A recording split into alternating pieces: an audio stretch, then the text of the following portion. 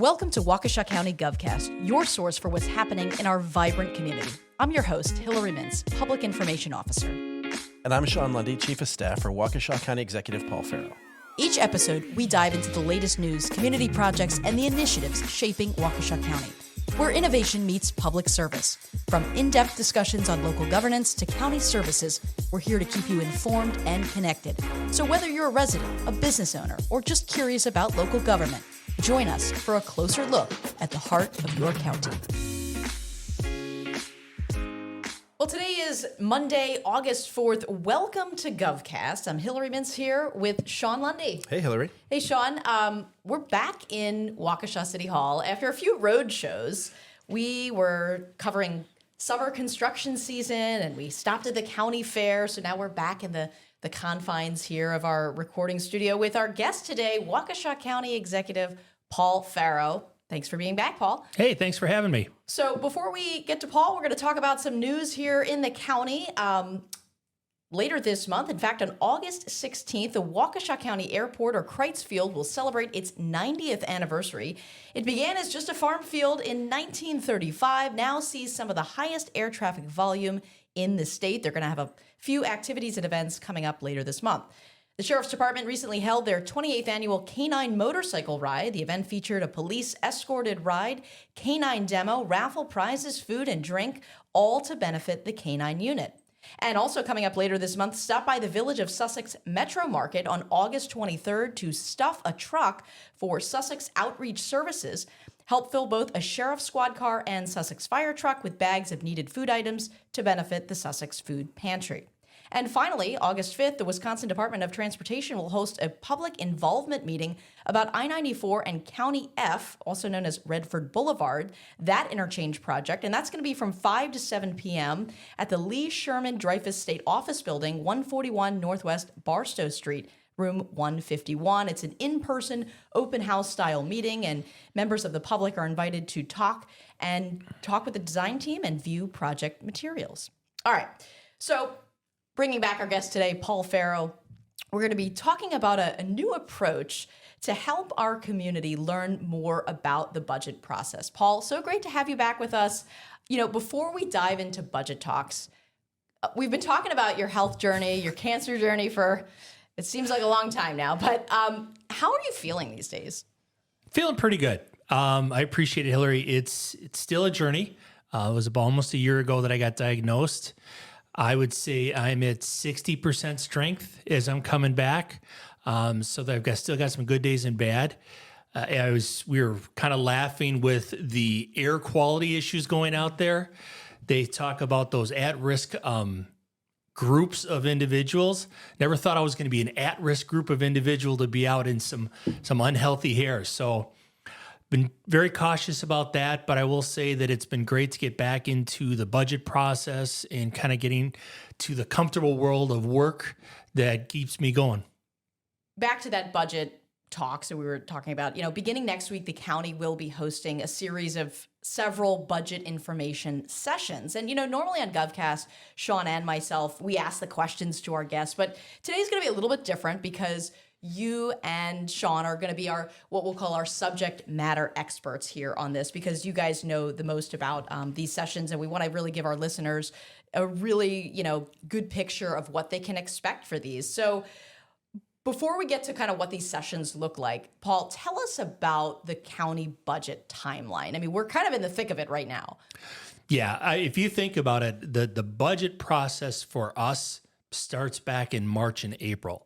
That's when the budget team starts putting together their ideas, formulating their thoughts of what our budget's going to look like for the next year. They also start looking at their projections. What do they anticipate the new tax levy rate is going to be? And then bring to me some ideas and say, okay, here's what we're thinking about. Here's what we're looking at. And we start putting those numbers together. By the end of May, beginning of June, we give our departments their targets, which is the dollar value they're going to get for the next budget cycle. So they don't come to us with their wish list. We go to them and say, this is where we are. This is what we have to spend. Here's what you get to spend for next year. And as of right now, we're kind of in the midst of it. The departments are coming back to me and a couple of the county board members who sit in the meetings with me to hear about how they're going to allocate the funds that they have. By August, we'll get the final numbers from the state on what the projections are, especially for our tax levy. We'll start finalizing those numbers and introduce the budget probably about the middle end of September. So then the public input process, that really lands right in this August timeline. So this in the coming days, really, you'll be getting the numbers from the state on what the county's projected new levy could be. And that percentage usually lands somewhere around, let's say, 1.3 to 1.6%, somewhere kind of right in there. So once you get that dollar figure, the budget is really starting to take shape, and it's really the opportune time to now engage the public. So what does that public engagement process look like this year, and how is it different maybe than what it's been in the past? So what we're looking at this year is to do 4 listening sessions. And in the past, we've done listening sessions. We've had a couple of people show up. They're more informational, where we kind of spill out all the information to the people that are there. This is going to be different. This is an opportunity for the public to come in and ask questions. We're going to have our department heads there. I will be there to say, how do you spend our dollar? What are the tax dollars going to? What's happening? My goal is to really give people an understanding of how we set up our budget. When you think about it, you've got your budget that you set up at home. If stuff starts to cost too much, you start looking at where are we going to cut things out. If you see a reduction in income, you start figuring out what are we going to reduce. That's what we're doing here, but we want to get the input of the public to say, what are the priorities still? We know public safety is important, but second to that, what are the things that we should hang on to? What are the things that we can let go as we move forward? One of the reasons we started GovCast, this podcast, is to really help our listeners and our residents and our community members understand how county government works. How their tax dollars are being spent, how we're prioritizing this. So this really all falls into that same testament as well. Now, the first budget info session is a week from today. August 11th. Do we have a location We sure confirmed do. yet? Yep, it is the Brookfield Senior Center on Calhoun Road in Brookfield. Perfect. And you talked about, department heads will be there. What really, people walk in the door, what can they expect? And really, ultimately, why are we doing this? So we have a couple of main things that will take place, but really what a resident could expect walking into one of those budget info sessions is a 90-minute open house format. So the first person they're going to see at the front door is County Executive Paul Farrow, and Paul will be there to engage with everyone as they come in. So kind of playing host, but also really giving them a one-on-one opportunity to speak with the county executive directly about whatever their own personal priorities are within the county budget. Then they'll have an opportunity to walk around the room and learn about the various aspects of the county budget. So it might be that they have an interest in infrastructure or capital projects and road projects and bridges and those sorts of things. Or they might be curious about the state-county relationship, the fact that, there are levy limits, that we have state mandates that we fund.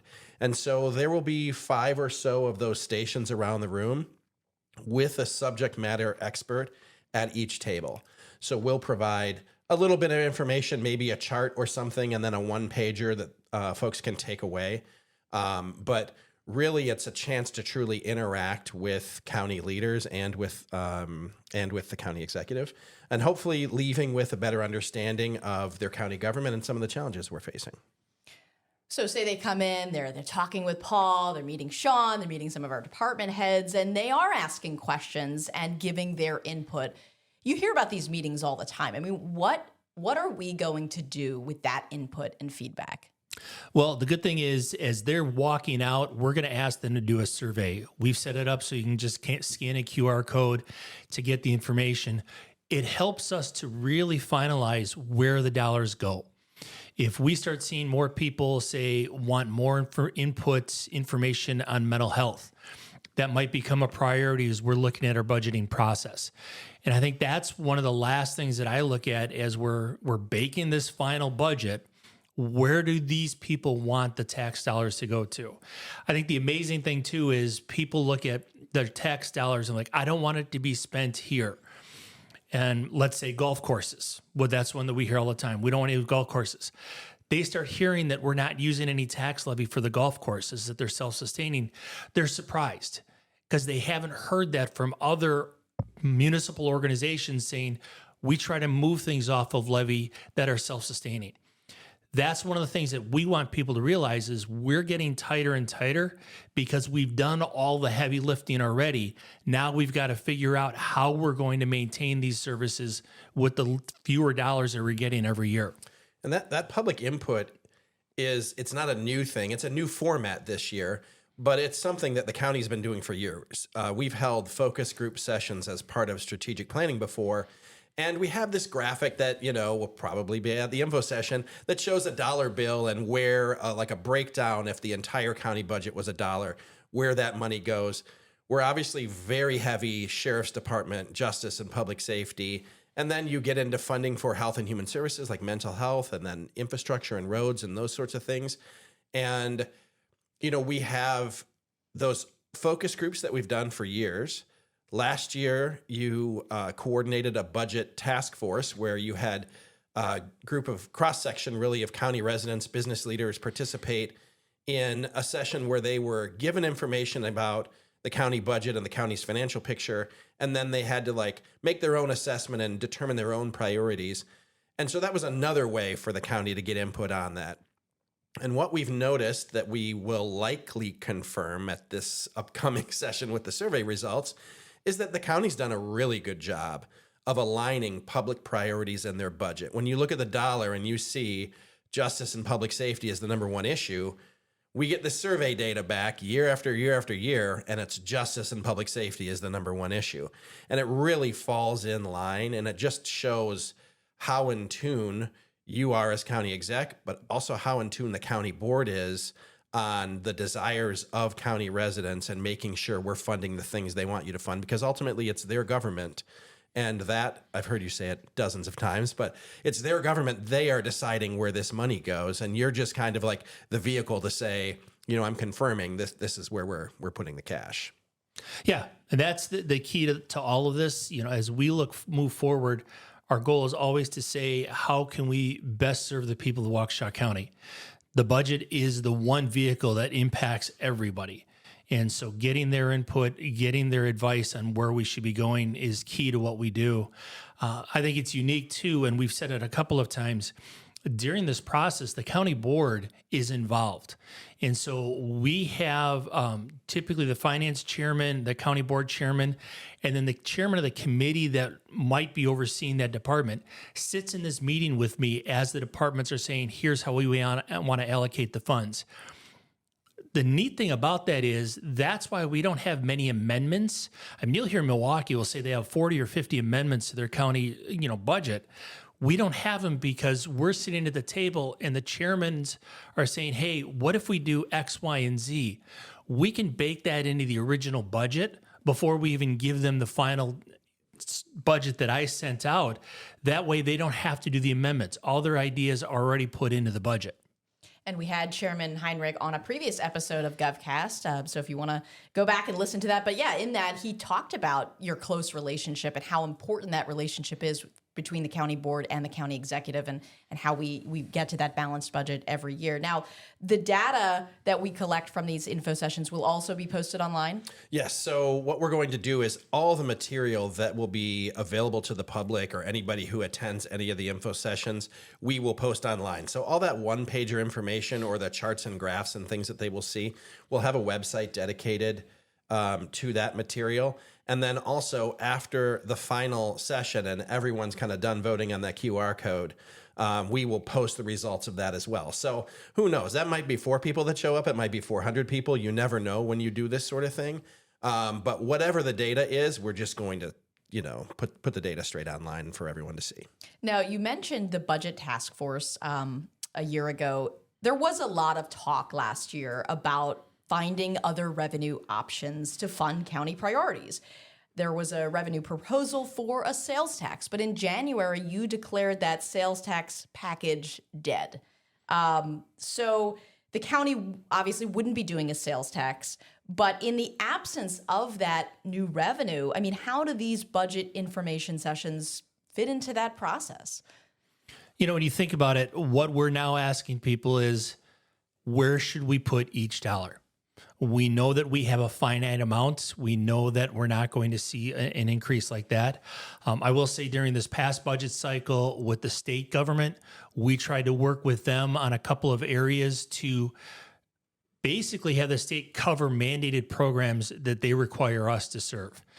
Again, when you think about it, and I've thrown this number out there, we spend about $50 million of our property taxes on mandated programs the state requires us to serve. If we could get them to cover some of that, then we could utilize those levies for the other areas that are priorities to the public. Since we can't do that right now, what we're going to do is, with the information we get from the public, say, this is our priority list. This is where we put it. Just like you're sitting at home when you're doing your budget. Food's important. Paying the mortgage is important. You know, those type of things, that's how we prioritize. Public safety, we know, is important. We know the sheriff's department is a key. So those are the things that we'll look at where we allocate the funds as we move forward.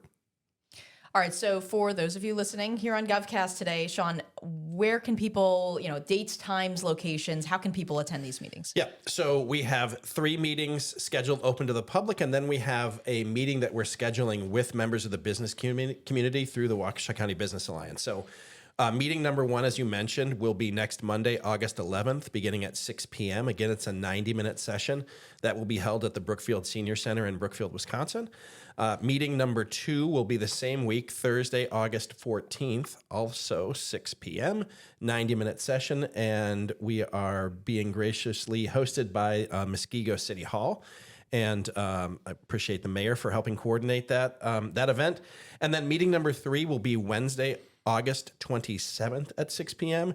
That location is to be determined, most likely a Lake Country, Delafield, Oconomowoc-ish location, but we're working on confirming that. But we've got several weeks out to do that. And then our final meeting will be just after the beginning of September, when the county executive will meet with business leaders at the Waukesha County Business Alliance. In September, you will introduce the budget, and then around November, the county board will vote on it. And Yep. hopefully sign it and pass Mid-November. it. And yeah. So we have all of this information, and we're going to be posting it on all of our social media platforms. So follow us on Paul on Facebook, Waukesha County Government on Facebook. We'll have the dates, times, everything you just heard Sean say. We're going to have that for you, so you can figure out, plan it and attend and learn more about how the county budget process works. So Paul, thank you so much for coming back to GovCast, and we'll probably see you in a few minutes over at the office. It was great to have you back, and great update on your health journey. Glad that's going well. So thanks again, and follow and subscribe to GovCast, and we'll see you next time.